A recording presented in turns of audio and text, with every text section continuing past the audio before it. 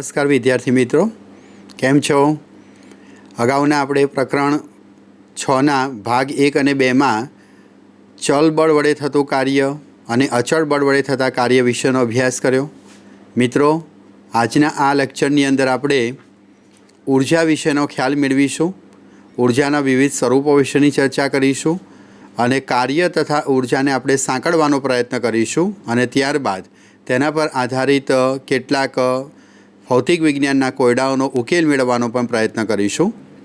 મિત્રો, અગાઉના 2 લેક્ચરમાં આપ ભણ્યા છો તે પ્રમાણે કાર્ય, ઉર્જા અને પાવરના વિષયાંગો દ્વારા આપણે ઘણા બધા ગતિ વિષયક કોયડાઓ સરળતાથી ઉકેલી શકીએ એમ છીએ અને તેની મદદથી આપણે ઘણા બધા પ્રશ્નોને બહુ સરળતાથી સોલ્વ કરી શકીશું, જે આજે આપણે જોડીશું.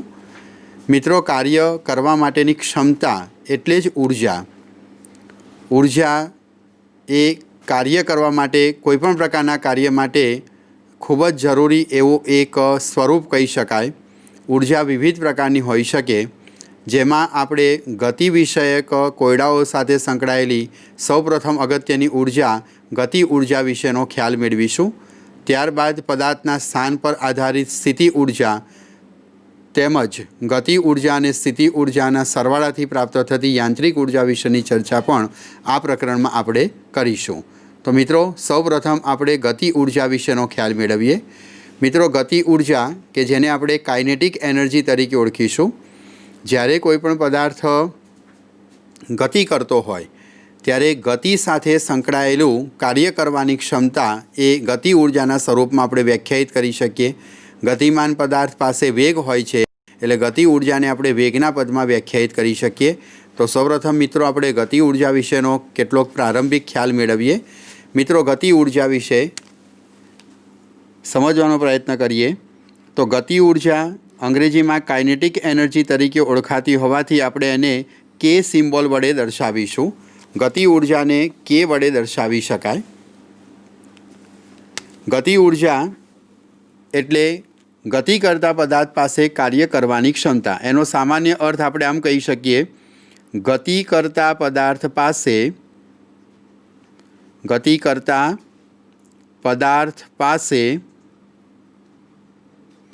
કાર્ય કરવાની જે ક્ષમતા છે તેને ગતિ ઉર્જા કહે છે. ગતિ કરતા પદાર્થ પાસે કાર્ય કરવાની જે ક્ષમતા છે તેને આપણે ગતિ ઉર્જા કહીશું. તેની એક્ઝેક્ટ વ્યાખ્યા આપણે આ મુજબ આપી શકીએ. પદાર્થના દળ સ્મોલ m અને તેના વેગના વર્ગ. મિત્રો, ગતિ ઉર્જા ગતિ એટલે કે વેગ સાથે સંકળાયેલી છે, તેથી પદાર્થના દળ m અને તેના વેગના વર્ગના ગુણાકારના અડધા મૂલ્યને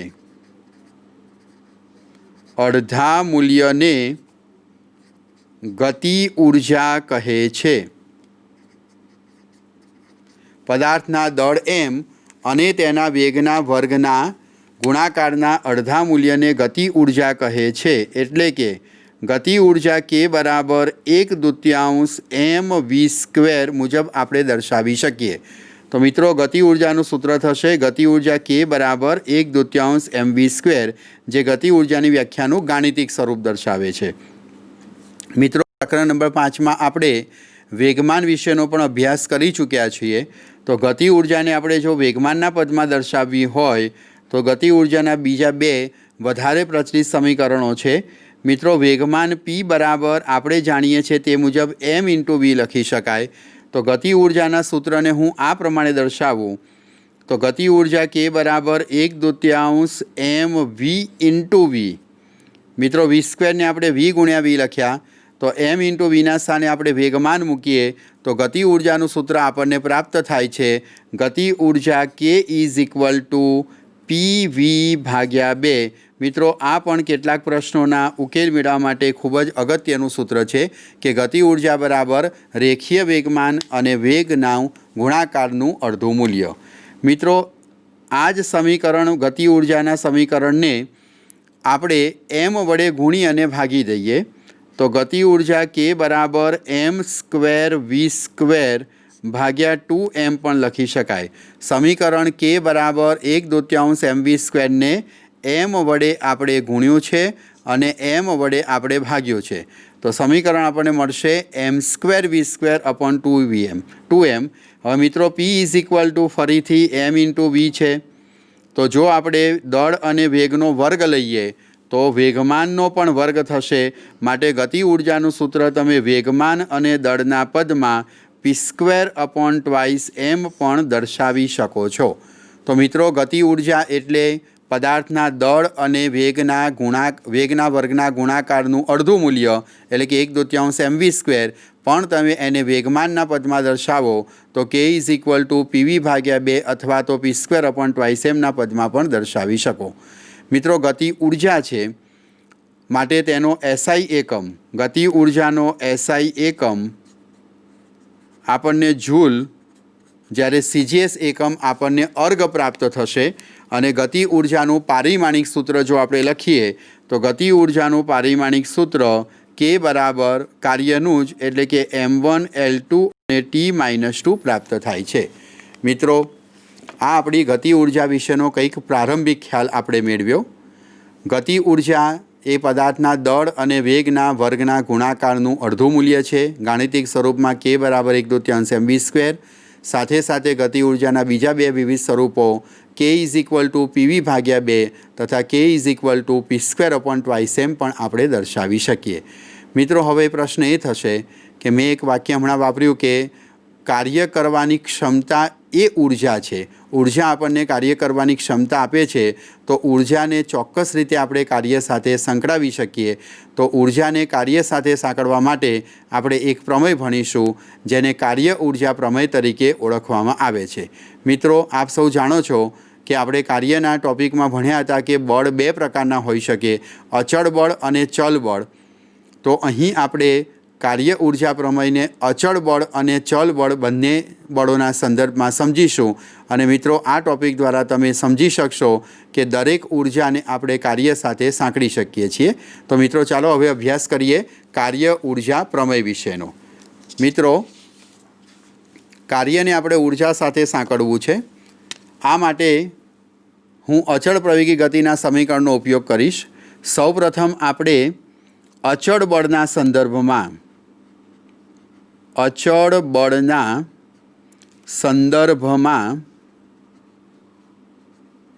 કાર્ય ઉર્જા પ્રમેય મેળવવાનો પ્રયત્ન કરીશ। મિત્રો બળ જ્યારે અચળ હોય ત્યારે આપણે કાર્ય ઉર્જા પ્રમેય કેવી રીતે સમજી શકીએ તે સમજવાનો પ્રયત્ન કરીએ। માની લો કે કોઈ m દળનો પદાર્થ v0 જેટલા પ્રારંભિક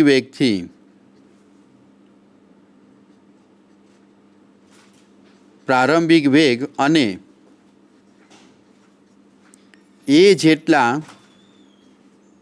અચળ પ્રવેગથી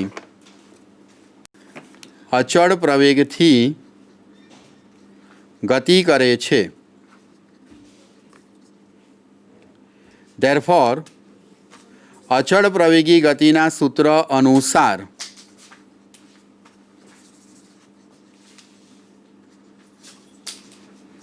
આપણે અચળ પ્રવેગી ગતિના સમીકરણનો ઉપયોગ કરીએ તો આપણે લખી શકીએ 2AD બરાબર v² - v0²। મિત્રો અચળ પ્રવેગી ગતિના સમીકરણ અનુસાર 2AD = v² - v0² સમીકરણ આપણે લખી શકીએ। મિત્રો આ સમીકરણને મારે ગતિ ઉર્જાના પદ સાથે સરખાવવું હોય તો આપ જાણો છો કે ગતિ ઉર્જા k બરાબર 1/2 mv²।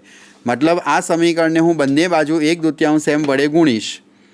1/2 m વડે બંને બાજુ ગુણતા 1/2 m × 2AD બરાબર 1/2 mv² - 1/2 mv0² આપણે લખી શકીએ।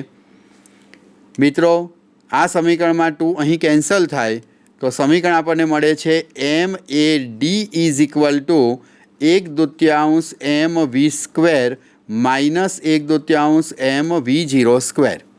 મિત્રો આ વી અંતિમ વેગ છે, તેથી આપણે એને ફાઇનલ ગતિ ઉર્જા KF અથવા અંતિમ ગતિ ઉર્જા વડે દર્શાવીએ. V0 પ્રારંભિક વેગ છે, જેને પ્રારંભિક ગતિ ઉર્જા K ઇનિશિયલ વડે દર્શાવી શકાય અથવા તો K0 વડે દર્શાવી શકાય.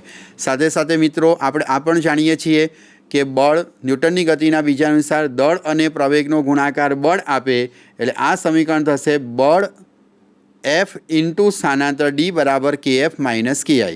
મિત્રો આપ બહુ સારી રીતે જાણો છો કે અચળ બળ વડે થતા કાર્યના સમીકરણ અનુસાર બળ અને સ્થાનાંતરનો ગુણાકાર આપણને કાર્યની કિંમત આપે છે. તેથી કાર્ય W ઇઝ ઇક્વલ ટુ આપણે દર્શાવી શકીએ ગતિ ઉર્જામાં થતો ફેરફાર, અંતિમ અને પ્રારંભિક ગતિ ઉર્જાનો ફેરફાર, જેને ડેલ્ટા K વડે દર્શાવી શકાય. તો W બરાબર ડેલ્ટા K એ અચળ બળ વડે થતા કાર્યના સંદર્ભમાં કાર્ય ઉર્જા પ્રમેયનું સૂચન કરે છે. મિત્રો આ સમીકરણનું આપણે અર્થઘટન કરીએ તો પદાર્થ પર થયેલું કુલ કાર્ય તેની ગતિ ઉર્જામાં થતા ફેરફાર જેટલું હોય છે. પદાર્થ પર લાગતા બળ વડે થતા ચોક્કસ સ્થાનાંતર દરમિયાન તેની પર જે કાર્ય થયું હોય એ કાર્ય કણની ગતિ ઉર્જાના ફેરફાર જેટલું આપણને પ્રાપ્ત થાય છે. મિત્રો અહીં ખાસ ખ્યાલ રાખવો કે કાર્ય ઉર્જા પ્રમેયમાં આપણે અવરોધક બળોને અવગણેલા છે. અવરોધક બળોની ગેરહાજરીમાં પદાર્થ પર થયેલું કાર્ય તેની ગતિ ઉર્જામાં થતા ફેરફાર જેટલું હોય છે. મિત્રો આ અચળ બળ વડે થતા કાર્ય માટેનું કાર્ય ઉર્જા પ્રમેય થયું. ચાલો આપણે આ કાર્યના સંદર્ભમાં એક ઉદાહરણનો દાખલો ગણવાનો પ્રયત્ન કરીએ કે જેની મદદથી કાર્ય અને ગતિ ઉર્જાને આપણે સરળતાથી સરખાવી શકીએ. મિત્રો આપણી ટેક્સ્ટબુકમાં આપેલું ઉદાહરણ નંબર 6.2 ધ્યાનમાં લો. ઉદાહરણ નંબર 6.2માં આપણને આપેલું છે કે આપણે જાણીએ છીએ કે વરસાદનું ટીમ્પું નીચે તરફ લાગતા ગુરુત્વાકર્ષણ બળ અને વિરુદ્ધ તરફ લાગતા અવરોધક બળની અસર હેઠળ ગતિ કરે છે. મિત્રો આ એક વરસાદનું ટીમ્પું છે. જો તે m દળનું હોય તો તેની પર અધો દિશામાં ગુરુત્વાકર્ષણ બળ લાગશે, જેને આપણે વજન બળ કહીશું. સાથે સાથે એ જ્યારે હવામાં ગતિ કરતું હોય ત્યારે એની પર ગતિની વિરુદ્ધ દિશામાં હવાનું અવરોધક બળ પણ લાગતું હશે. આ બે બળોની અસર હેઠળ પાણીનું ટીમ્પું ગતિ કરે છે. અવરોધક બળ ટીમ્પાની ઝડપના સમપ્રમાણમાં છે. જેમ વેગ વધુ તેમાં અવરોધક બળ વધારે, એટલે કે અવરોધક બળ એ વેગનું વિધેય છે. F is proportional two V કહી શકાય, જે સામાન્ય રીતે આપણે સમજી શકતા નથી. તો આ ઉદાહરણ દ્વારા ગતિ અવરોધક બળ એ વેગના સમપ્રમાણમાં છે તે સમજવાનો આપણે પ્રયત્ન કરીએ છીએ. મિત્રો આપણને પાણીના ટીમ્પાનું દળ આપેલું છે 1 ગ્રામ. દળ M ઇઝ ઇક્વલ ટુ 1 ગ્રામ આપેલું છે, જેને હું કિલોગ્રામના સંદર્ભમાં 10⁻³ કિલોગ્રામ લખી શકું. સાથે સાથે તે 1 કિલોમીટરની ઊંચાઈએથી મુક્ત પતન કરી રહ્યું છે, એટલે આપણને ઊંચાઈ hની કિંમત આપેલી છે 1 કિલોમીટર, એટલે કે 10⁻³ મીટર આપવામાં આવેલી છે. તે જમીન પર 50 મીટર પર સેકન્ડના વેગથી સ્પર્શે છે. મિત્રો પાણીનું ટીમ્પાનો પ્રારંભિક વેગ 0 લઈશું અને તેનો અંતિમ વેગ આપણને 50 મીટર પર સેકન્ડ આપેલો છે. તો ગુરુત્વાકર્ષણ બળ વડે કેટલું કાર્ય થયું, સાથે સાથે અજ્ઞાત અવરોધક બળ વડે કેટલું કાર્ય થયું તે આપણે શોધવું છે.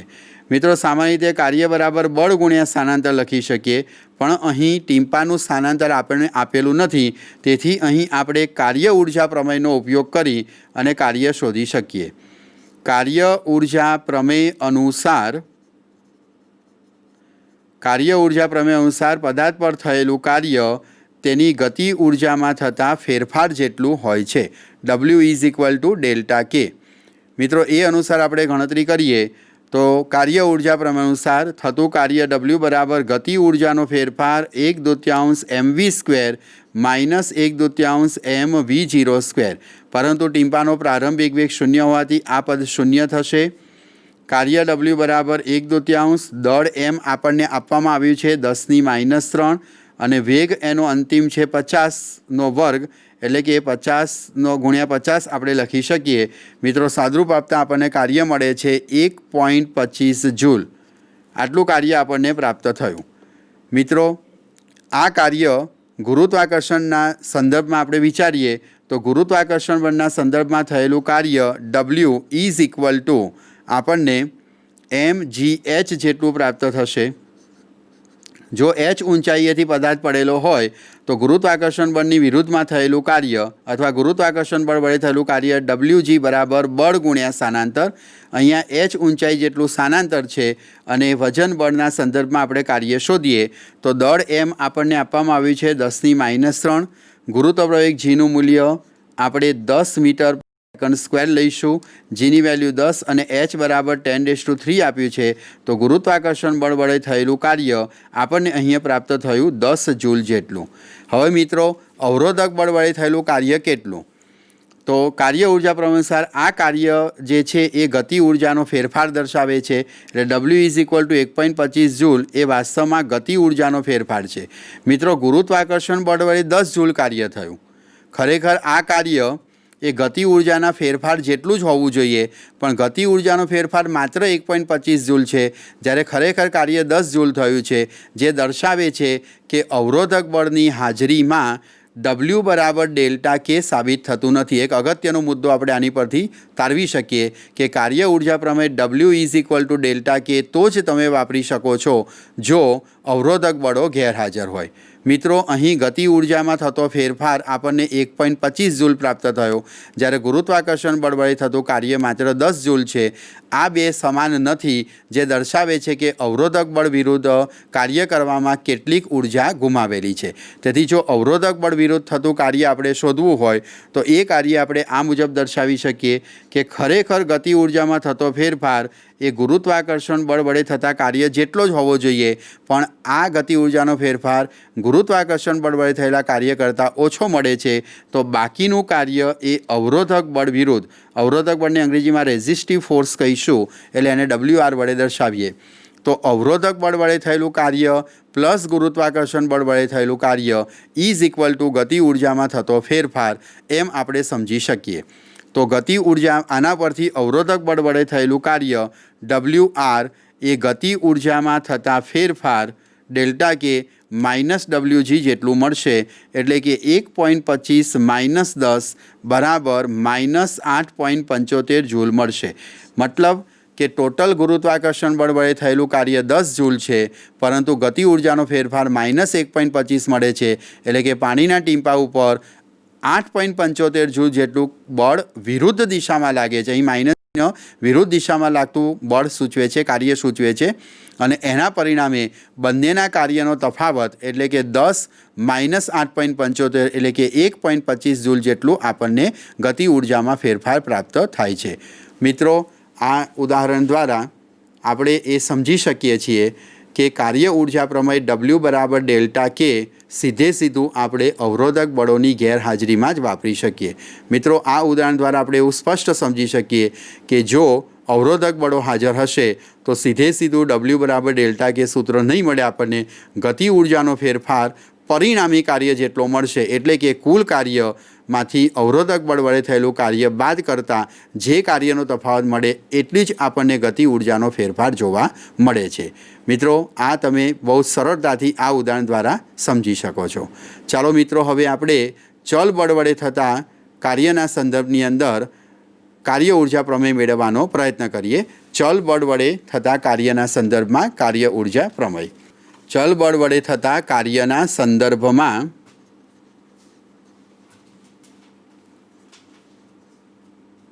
कार्य ऊर्जा प्रमेय।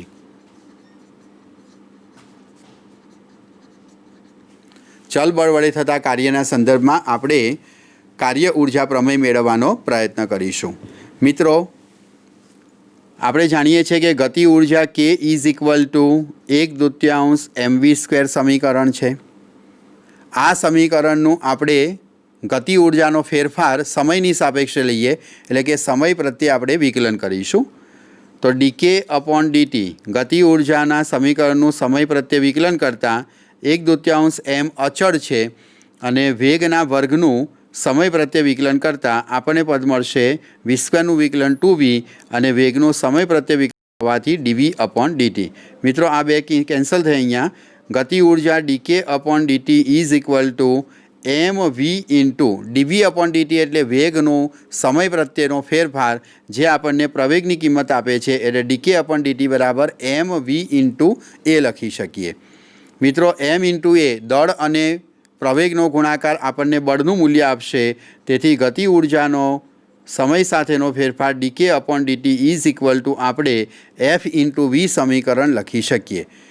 મિત્રો વેગ એ સ્થાનાંતરનું વિકલન છે, તેથી d K upon DT is equal to F into વેગના સ્થાને આપણે સ્થાનાંતરનું સમય પ્રત્યે વિકલન લખીએ.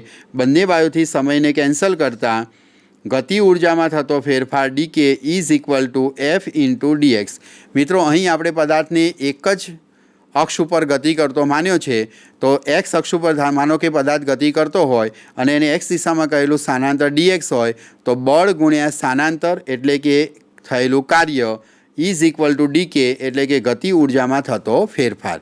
આ મિત્રો ચલ બળ વડે થતા કાર્યમાં પણ કાર્ય ઉર્જા પ્રમેય આપણે W is equal to d K સાબિત કરી શકીએ છીએ. મિત્રો જ્યારે પદાર્થનું સ્થાનાંતર જુદા જુદા પદોની અંદર થતું હોય તે સંજોગોમાં કાર્ય ડબલ્યુ અથવા ગતિ ઉર્જામાં થતો ફેરફાર કે એફ માઇનસ કે આઈ ઇઝ ઇક્વલ ટુ, માની લો કે પદાર્થ કોઈ x1 સ્થાનથી x2 સ્થાન સુધી ગતિ કરે છે, તો ગતિ ઉર્જામાં થતો ફેરફાર x1 થી x2 of F into dx વડે પણ આપણે દર્શાવી શકીએ છીએ. તો મિત્રો ચલ બળ વડે થતા કાર્યમાં જુદા જુદા સ્થાને પદાર્થ પર લાગતું બળ જુદું જુદું હોય એ સંજોગોમાં પણ બળ અને સ્થાનાંતરના આપેલા બે બિંદુઓ વચ્ચેનું સંકલન એ કાર્ય અને એ કાર્ય એ ગતિ ઉર્જામાં થતા ફેરફાર જેટલું હોય છે. આમ ચલ બળ વડે થતા કાર્યમાં પણ આપણે કાર્ય ઉર્જા પ્રમેયને સાબિત કરી શકીએ છીએ. મિત્રો આ એક ખૂબ અગત્યનો કોન્સેપ્ટ છે, જેનો ઉપયોગ આપણે ઘણા બધા પ્રશ્નોને સોલ્વ કરવા માટે કરીશું. મિત્રો ગતિ ઉર્જા વિશેનો આપણે ખ્યાલ મેળવ્યો.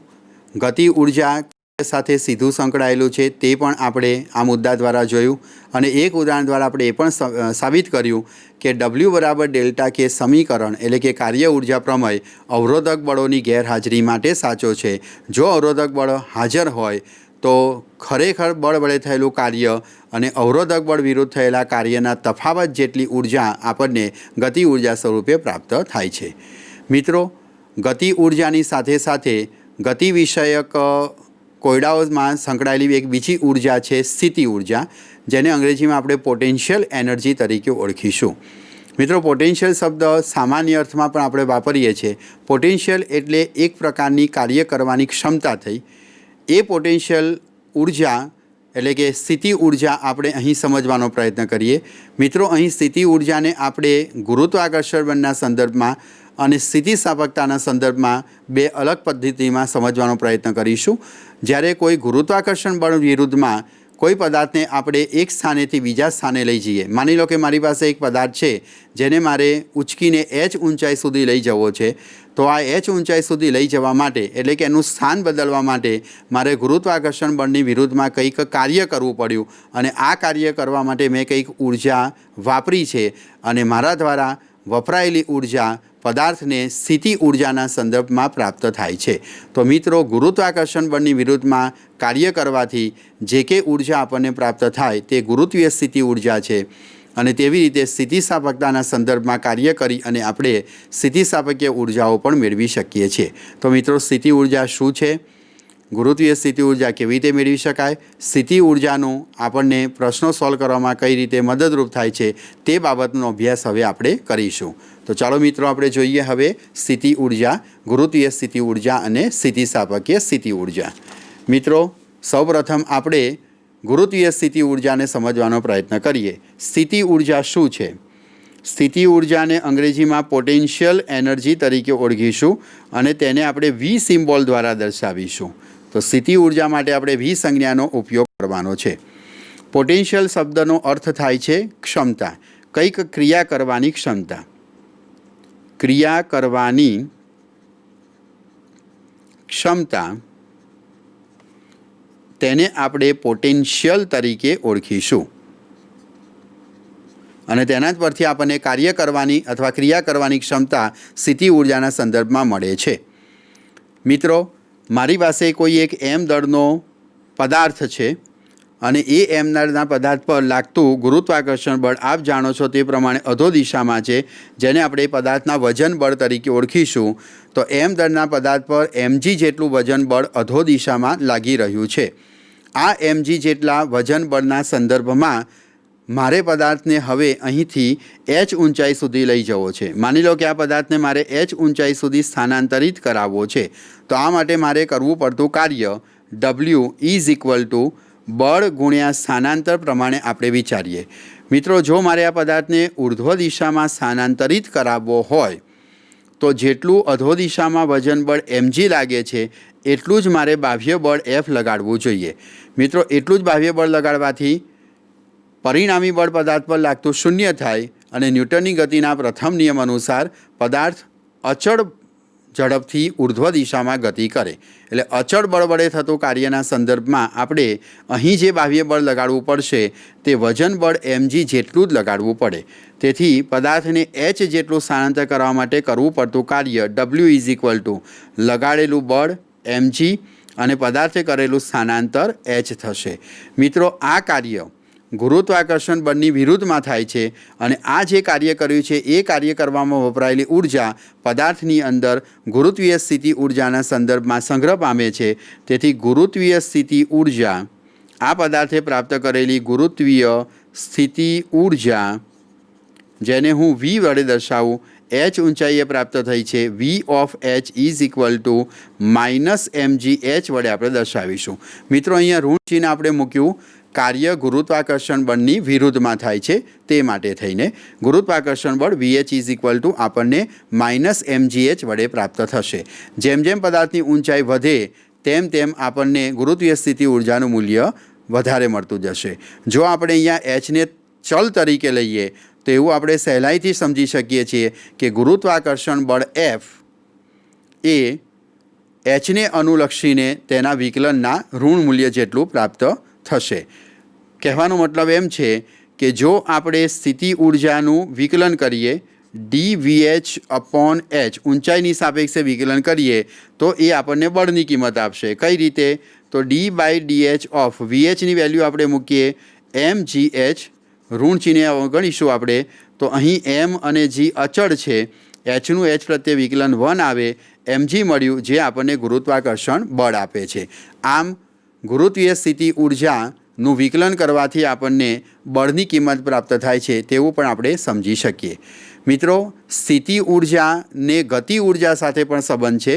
તે સંબંધ આપણે અહીં સમજવાનો પ્રયત્ન કરીએ. માની લો કે મારી પાસે કોઈ m દળનો પદાર્થ છે જે મુક્ત પતન કરી રહ્યો છે.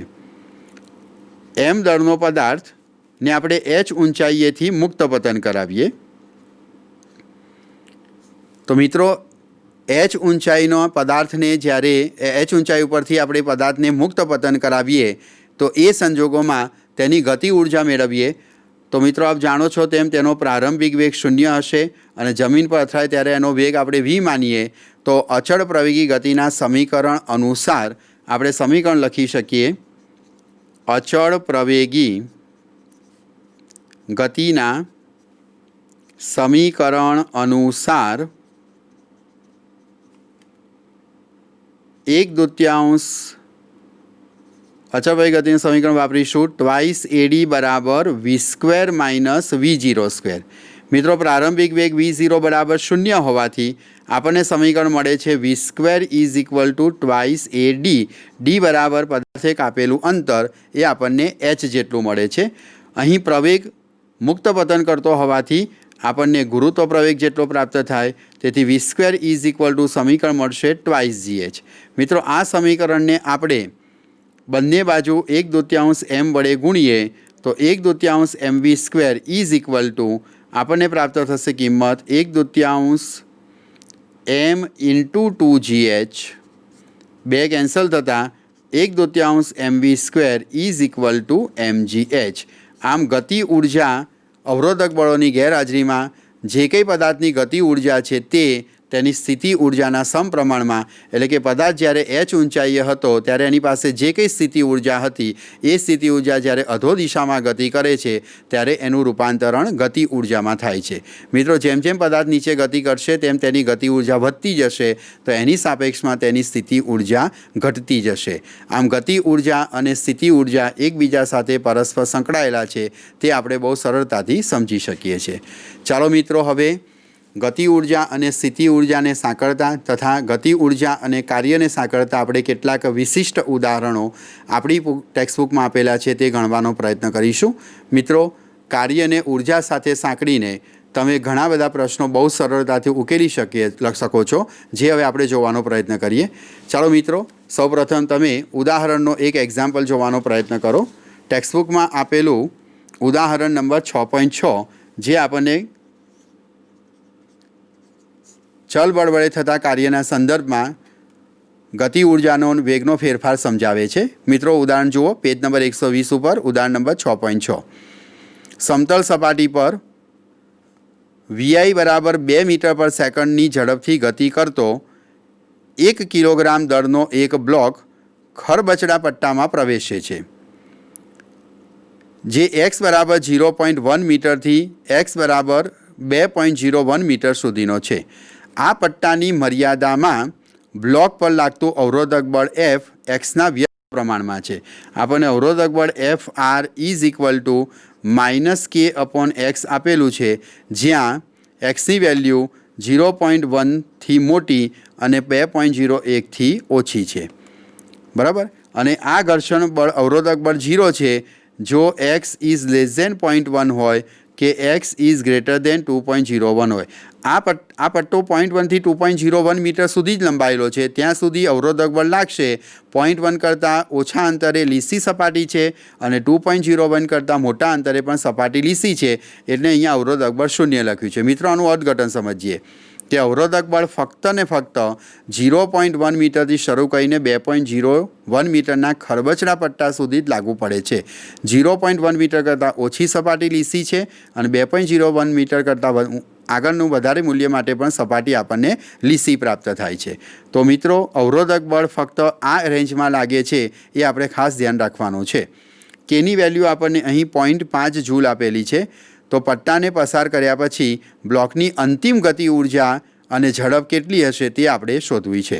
તો મિત્રો, અગાઉ આપણે સમીકરણ તારવ્યું છે તે મુજબ અંતિમ ગતિ ઉર્જા બરાબર પ્રારંભિક ગતિ ઉર્જા વત્તા ચલ બળ વડે થયેલું કાર્ય.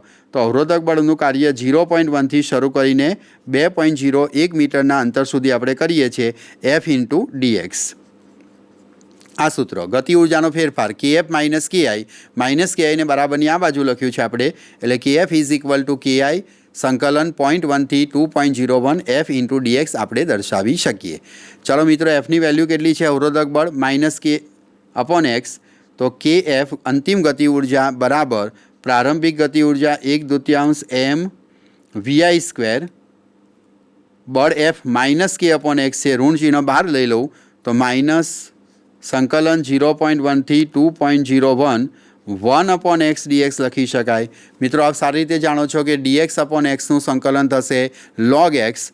તો હવે આપણને અંતિમ ગતિ ઉર્જાનું મૂલ્ય મળે 1/2 m vi² માઇનસ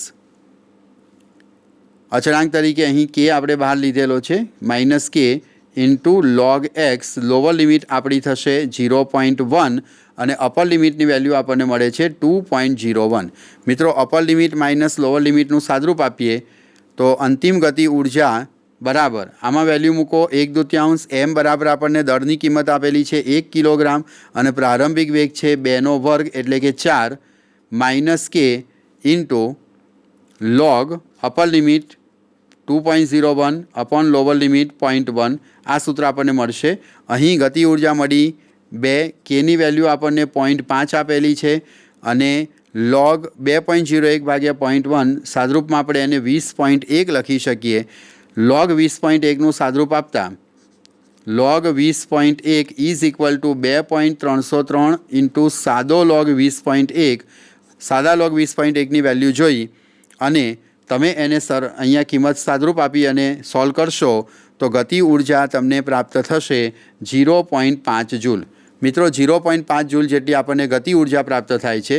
હવે એ જ ગતિ ઉર્જા પરથી અંતિમ વેગ કેટલો, તો આપણે KF બરાબર વેલ્યુ પ્રાપ્ત થઈ છે 0.5 જૂલ।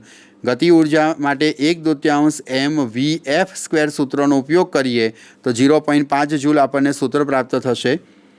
અને મિત્રો એ સમીકરણ ઉપરથી આપણે વીએફની વેલ્યુ શોધીએ તો વીએફ બરાબર 2 ગુણ્યા 0.5 ભાગ્યા એમનું વર્ગમૂળ, અને આમાં આપણે વેલ્યુ મૂકી અને સાદરૂપ આપતા તમને m = 1 કિલોગ્રામ આપેલું છે।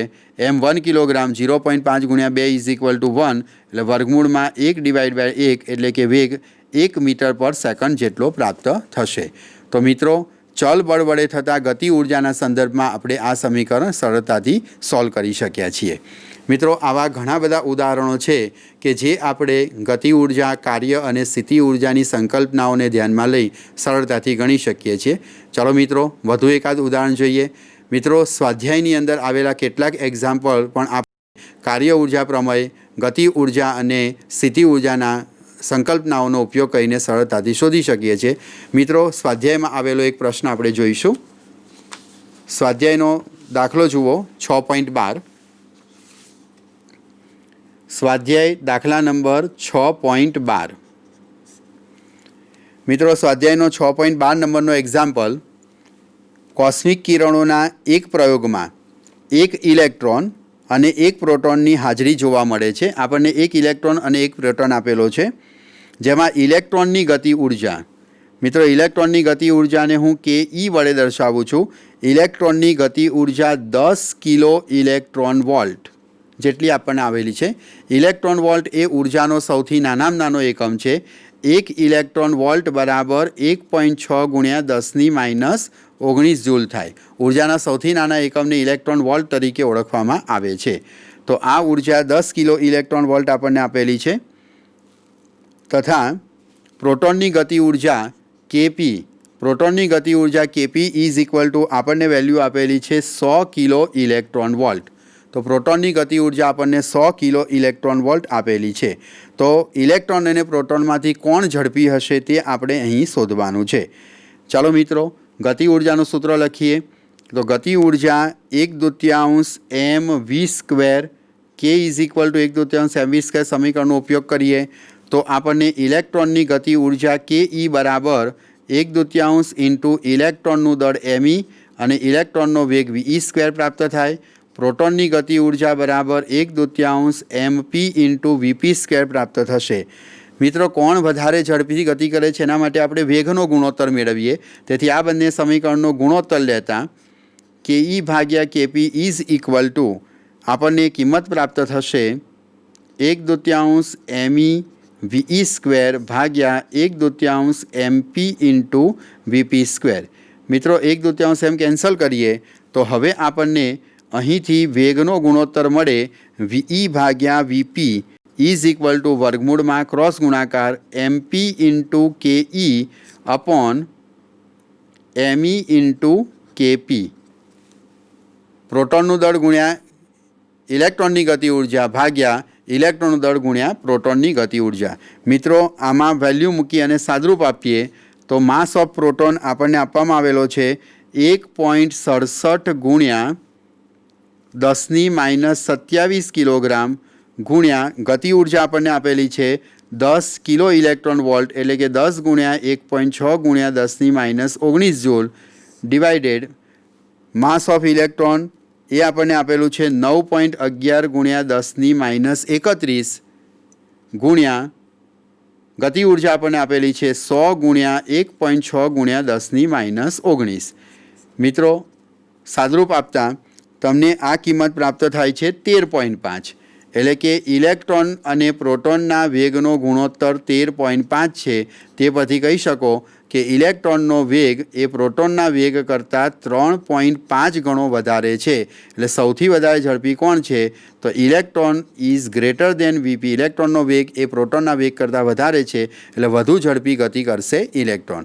મિત્રો ઇલેક્ટ્રોન અને પ્રોટોનના દળનો ઘણો મોટો તફાવત હોવાના કારણે ઇલેક્ટ્રોન હલકો કણ છે, એટલે સ્વાભાવિક છે કે તેની ઝડપ વધુ હોવાની, જે આપણને આ ઉદાહરણની અંદર સ્પષ્ટ રીતે સમજવા મળે છે। ચાલો મિત્રો એક બીજું વધુ ઉદાહરણ જોઈએ કે જેની મદદથી આપણે ઉર્જાને કાર્ય સાથે સાંકળી શકીએ અને એનો ઉપયોગ કરીને આપણે ગતિ વિષયક કોયડાઓ સરળતાથી સોલ્વ કરી શકીએ. બીજો એક એક્ઝામ્પલ આપણે જોઈશું. સ્વાધ્યાયનો 6.13 નંબરનો પ્રશ્ન. સ્વાધ્યાયના 6.13 નંબરના પ્રશ્નમાં આપણને 2 મિલીમીટર ત્રિજ્યાનું વરસાદનું એક ટીમ્પું 500 મીટર ઊંચાઈથી જમીન પર પડતું આપણને આપેલું છે. ટીમ્પાની ત્રિજ્યા આપણને આપવામાં આવેલી છે r બરાબર 2 મિલીમીટર, 2 ગુણ્યા 10⁻³ મીટર વેલ્યુ થશે. ઊંચાઈ h એટલે કે અંતર d બરાબર ઊંચાઈ h ઇઝ ઇક્વલ ટુ આપણને 500 મીટર આપવામાં આવેલું છે. ઘટતા પ્રવેગથી તે મૂળ ઊંચાઈથી અડધી ઊંચાઈ પ્રાપ્ત ન કરે ત્યાં સુધી નીચે પડે છે. નીચે પતન કરતો હોવાથી પ્રવેગ બરાબર ગુરુત્વ પ્રવેગ થશે 9.8 મીટર પર સેકન્ડ સ્ક્વેર જેટલો. જ્યારે તે અંતિમ ઝડપ પ્રાપ્ત કરે ટર્મિનલ વેગ. મિત્રો આ પ્રશ્ન ગણતા પહેલાં આપણે એક અગત્યનો કોન્સેપ્ટ સમજવો જરૂરી થઈ પડે છે. અંતિમ વેગ અથવા તો ટર્મિનલ વેગનો અહીંયા ઉલ્લેખ આપેલો છે. મિત્રો અગાઉ ટીમ્પાની ગતિ દરમિયાનના ઉદાહરણમાં મેં આપને સમજાવ્યું કે જ્યારે ટીમ્પુ અધો દિશામાં ગતિ કરે છે ત્યારે તેની પર અધો દિશામાં વજન બળ અને ઉર્ધ્વ દિશામાં ગતિ અવરોધક બળ લાગે છે. સાથે સાથે મિત્રો આપણે એ પણ ખાસ નોંધ્યું હતું કે ગતિ અવરોધક બળ એ વેગનું વિધેય છે. એટલે ટીમ્પુ જેમ જેમ અધો દિશામાં ગતિ કરતું જશે તેમ તેમ તેનો વેગ વધવાથી ઉર્ધ્વ દિશામાં લાગતું અવરોધક બળ પણ વધે છે. તો મિત્રો શું ઘટના બને કે અધો દિશામાં લાગતું વજન બળ અચળ છે પણ ઉર્ધ્વ દિશામાં લાગતું ગતિ અવરોધક બળ એ વેગનું વિધેય છે.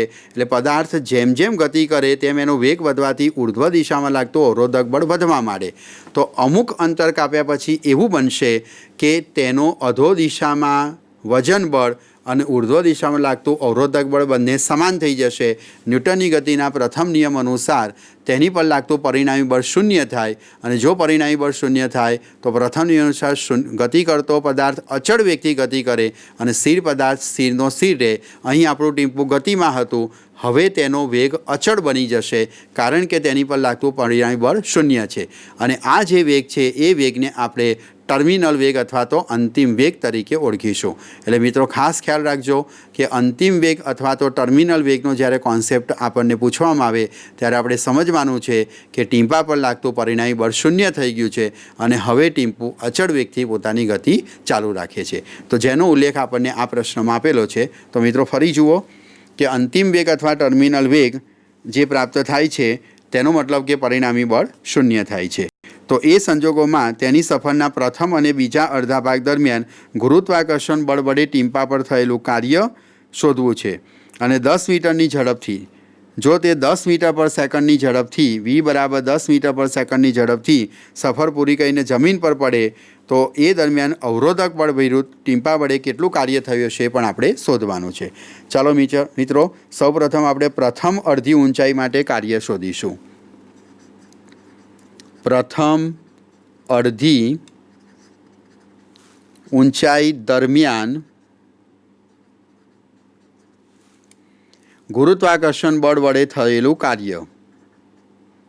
ગુરુત્વાકર્ષણ બળ વડે થયેલ કાર્ય. તો એ કાર્ય આપણે લખી શકીએ W is equal two mgh.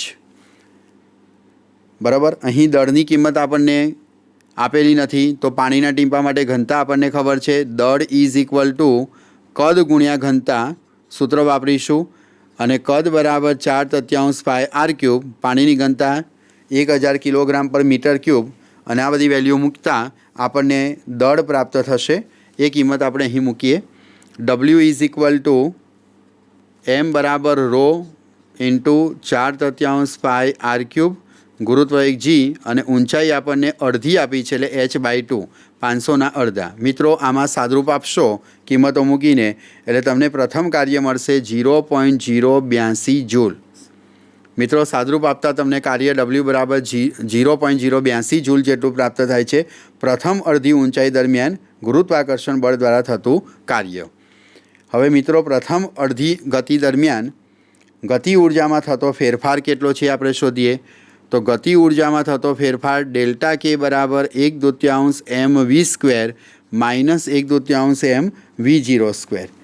મિત્રો આ પ્રમાણે ગણીએ તો પ્રારંભિક વેગ શૂન્ય હોવાથી ગતિ ઉર્જામાં થતો ફેરફાર 1/2 ગુણ્યા દળ m, જે સાદરૂપ આપતા આપણને મળે છે 3.35 ગુણ્યા 10⁻⁵. આ સમીકરણમાં વેલ્યુ મૂકશો તમને દળ મળશે, અને ગુણ્યા વેગનો વર્ગ જે આપણને આપેલો છે 10, તો 10નો વર્ગ એટલે ગતિ ઉર્જામાં થતો ફેરફાર ડેલ્ટા કે આપણને પ્રાપ્ત થશે 0.00167 જૂલ. આટલો આપણને ગતિ ઉર્જામાં ફેરફાર મળ્યો. થયેલું કાર્ય છે 0.082 અડધા ગતિ દરમિયાન, અને ગતિ ઉર્જામાં થયેલો ફેરફાર છે 0.00167 જૂલ. મિત્રો હવે સમગ્ર ગતિ દરમિયાન ગુરુત્વાકર્ષણ બળની વિરુદ્ધમાં થતું કાર્ય કેટલું? તો સમગ્ર ગતિ દરમિયાન ગુરુત્વાકર્ષણ બળ વડે થતું કાર્ય આપણે શોધવું છે. તો એ કાર્ય W = mgh જેટલું પ્રાપ્ત થાય. ફરીથી દળ 3.35 ગુણ્યા 10⁻⁵, g = 9.8, અને hની વેલ્યુ સમગ્ર ઊંચાઈ 500 મૂકતા આપણને મળે છે 0.16415 જૂલ. મિત્રો આટલું આપણને કાર્ય ટોટલ મળશે. એટલે અવરોધક બળ વિરુદ્ધ થયેલું કાર્ય કેટલું? તો અવરોધક બળ વિરુદ્ધ થતું કાર્ય આપણે શોધવું હોય તો એ કાર્ય W = ગતિ ઉર્જામાં થતો ફેરફાર ડેલ્ટા કે માઇનસ કુલ કાર્ય W. આને આપણે ગુરુત્વાકર્ષણનું કુલ કાર્ય WG વડે દર્શાવીએ તો 0.001675 માઇનસ 0.16415. મિત્રો આ બંનેનું સાદરૂપ આપતા આપણને ગુરુત્વાકર્ષણ બળ વિરુદ્ધ થતું કાર્ય પ્રાપ્ત થશે -0.163 જૂલ. મિત્રો ગુરુત્વાકર્ષણ બળ વિરુદ્ધમાં થતું કાર્ય આ રીતે આપણે અહીં શોધી શકીએ છીએ. તો મિત્રો આજના લેક્ચરની અંદર આપણે ગતિ ઉર્જા, સ્થિતિ ઉર્જાનો ખ્યાલ પ્રાપ્ત થયો, તેને કાર્ય સાથે કેવી રીતે સાંકળી શકાય છે તે સમજ્યા, અને તે વિષયક આપણે કેટલાક પ્રશ્નો સોલ્વ કર્યા. મિત્રો આ કોન્સેપ્ટનો ઉપયોગ કરી આજે હોમવર્કની અંદર તમારે ઉદાહરણના અને સ્વાધ્યાયના કાર્ય ઉર્જા અને સ્થિતિ ઉર્જાના સંદર્ભમાં જે કંઈ પ્રશ્નો છે તે સોલ્વ કરવાનો પ્રયત્ન કરવાનો છે. હવે પછીના લેક્ચરમાં આપણે યાંત્રિક ઉર્જાનું સંરક્ષણ, સંરક્ષી અને અસંરક્ષી બળો વિશેનો કોન્સેપ્ટ મેળવી અને બાકીના એક્ઝામ્પલ પણ આપણે સોલ્વ કરીશું. નમસ્કાર.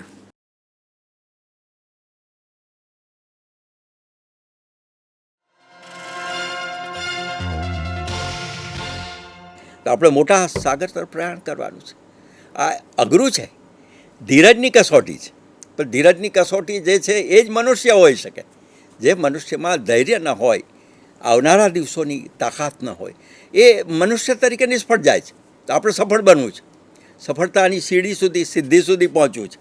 તો આકાશ તો બરસેગા आज कल या परसों, या फिर बरसों के बाद.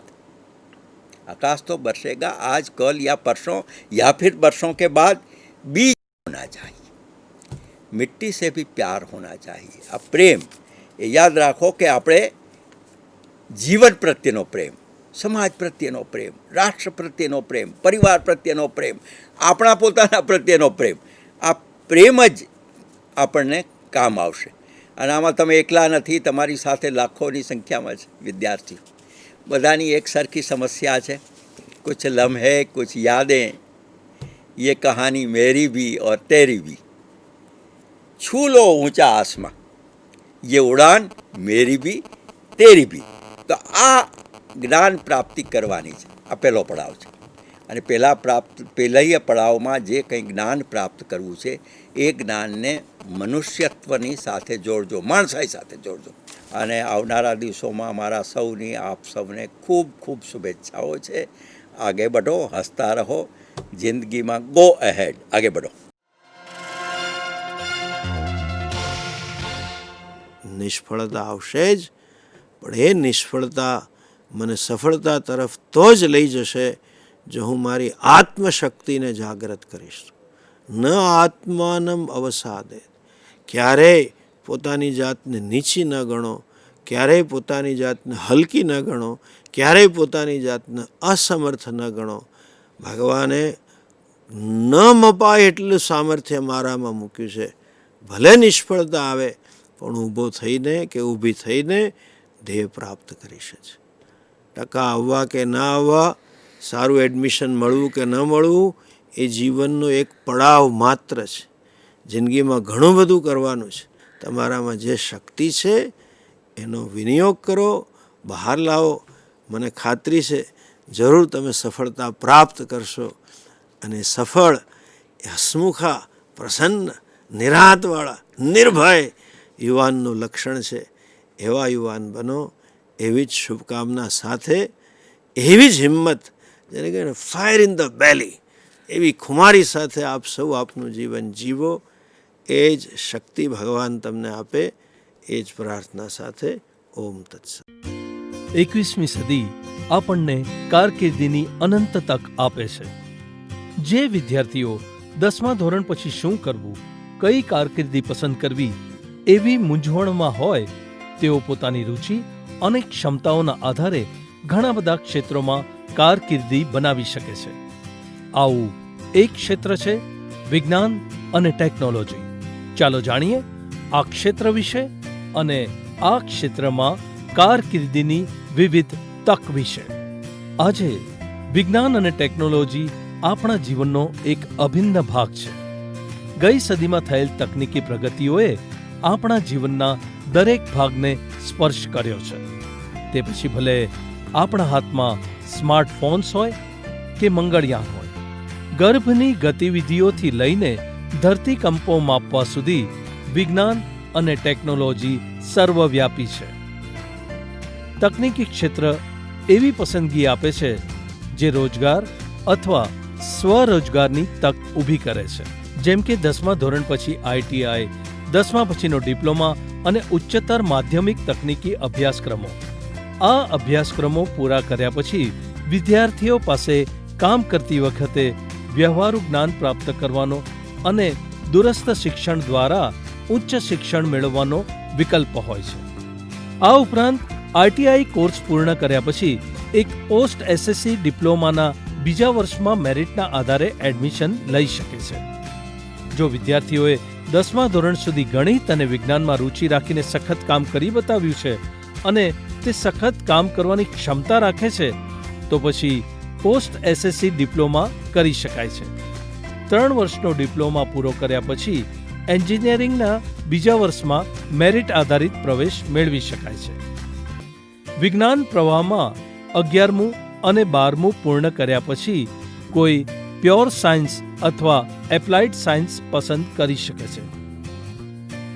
પ્યોર સાયન્સમાં ભૌતિકશાસ્ત્ર, રસાયણશાસ્ત્ર, વનસ્પતિશાસ્ત્ર, ભૂસ્તરશાસ્ત્ર, mathematics, electronics, statistics, biotech, genetics, nanotechnology, astrophysics, astronomy વગેરેનો સમાવેશ થાય છે.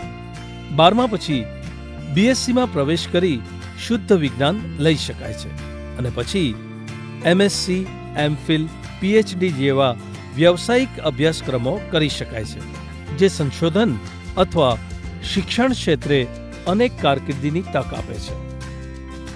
12મા સાયન્સ પછી એપ્લાઇડ સાયન્સની પસંદગી ટેકનિકલ ક્ષેત્ર તરફ લઈ જાય છે, જેમાં ઇલેક્ટ્રિકલ, ઇલેક્ટ્રોનિક્સ અને telecommunication, mechanical, chemical, computer science, civil, mining, automobile, IT વગેરે જેવા એન્જિનિયરિંગના ક્ષેત્રમાં વિવિધ તજજ્ઞતાનો સમાવેશ થાય છે. આમાંના કોઈ પણ એન્જિનિયરિંગ અભ્યાસક્રમમાં પ્રવેશ મેળવવા માટે JEE મેઇન પરીક્ષા અથવા સંયુક્ત પ્રવેશ પરીક્ષાઓને પાસ કરવી જરૂરી છે. એ જ રીતે JEEના સંયુક્ત પ્રવેશ પરીક્ષામાં ઉચ્ચ સ્કોર મેળવ્યા પછી IITમાં આશરે 10,000 બેઠકોમાં પ્રવેશ શક્ય છે. વિજ્ઞાન અને તકનીક ક્ષેત્રે શાળાના વર્ષોથી જ વિજ્ઞાન અને ગણિતના વિષયો માટે અનુરાગ આવશ્યક છે. નવી વસ્તુઓ શીખવાની તૈયારી, તાર્કિક રીતે વિચારવાની ક્ષમતા અને વસ્તુઓ કેવી રીતે કાર્ય કરે છે તે માટેની જિજ્ઞાસા વગેરે પૂર્વ જરૂરિયાતો છે. વિજ્ઞાન અને તકનીકીના અભ્યાસક્રમો મુખ્યત્વે અંગ્રેજીમાં શીખવાતા હોવાથી અંગ્રેજી ભાષાના કૌશલ્યો પણ મહત્વના છે. આ ક્ષેત્રોમાં ઉપલબ્ધ રુચિ, ક્ષમતાઓ અને અસંખ્ય તકના આધારે તમારા સપનાની કારકિર્દી પસંદ કરવાનું શક્ય છે.